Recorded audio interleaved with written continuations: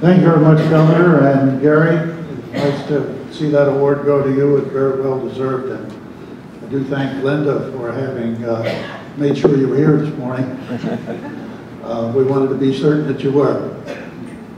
I want to take just a moment to express a personal thank you for a couple of people who have been enormously helpful to me. When I was named president of RISC back in 2003, there came a time when it was obvious that I should step up to another title and we should have another president. And we turned at that point to Jim Beal, who has been enormously helpful to me, great leader. And since we're talking about leadership today, I want to include him among those who appeared before you today to speak, because he has served us well and he has done a great job for us. He and his wife have made a determination that they'd like to spend a little time in the southern climes, maybe play a little golf down there. And Jim decided that he really would like to step aside, and he's going to stay on the board, but he would like to step aside, and that sort of cleared the way for Harriet to step up to executive directorship. And so I know that it was a tough decision for you to make, Jim, but I want to thank you from the bottom of my heart for all that you have done to help me and to help RISC. And while I'm sorry to see you going one way, I'm glad you're staying on our board, because I need someone to tell me when I'm heading in the wrong direction. So Jim,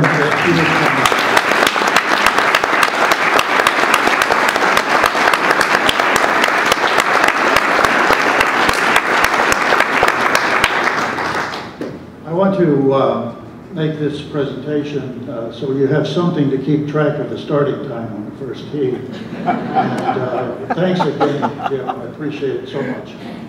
Harry, thank you very much.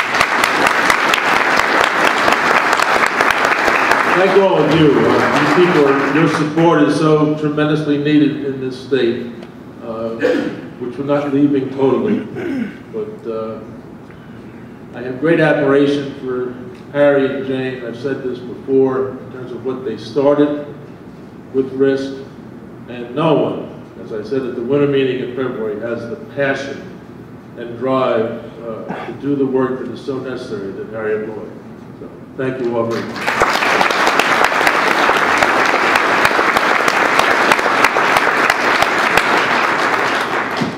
Although he's not with us today, I would like to say virtually the same on behalf of Tom Frost, who has been our treasurer for many years. I'm sorry he's not here today, because we wanted to make a similar presentation to Tom, and we will see that he receives the award. But Tom served us well, and he too is going to remain on the board so we don't lose him completely. And he's a very invaluable person, because he tells me to slow down when the spending comes, so that we don't get in trouble with the state. So I want to say just one thing in closing. These are not times for the faint of heart. The days ahead are going to require of all of us a solemn duty to participate in bringing to our towns, our cities, and our state the leadership required to surmount great challenges, and in that way to assure good, sound, ethical government. It's a task that will test the abilities of everybody in this room.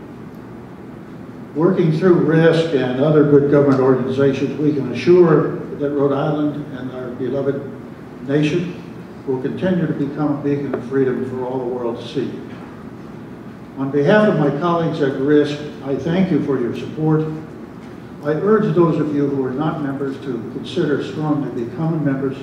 I urge the members here, when you leave, to talk to your neighbors, talk to anybody that you know in the state.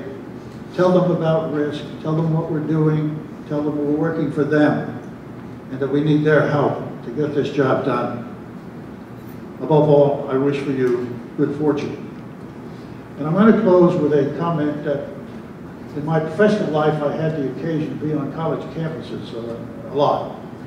And I attended any number of graduation services, baccalaureate services, none of which I ever remember, with the one exception. I attended a baccalaureate service, minister of the Fifth Avenue Presbyterian Church in New York City was the speaker. And this has been at least 30 or 40 years ago. And as he looked out to at the close of his comments, as he looked out to the graduates in front of him, he said, I have just this advice to give you. On behalf of yourselves, wake up.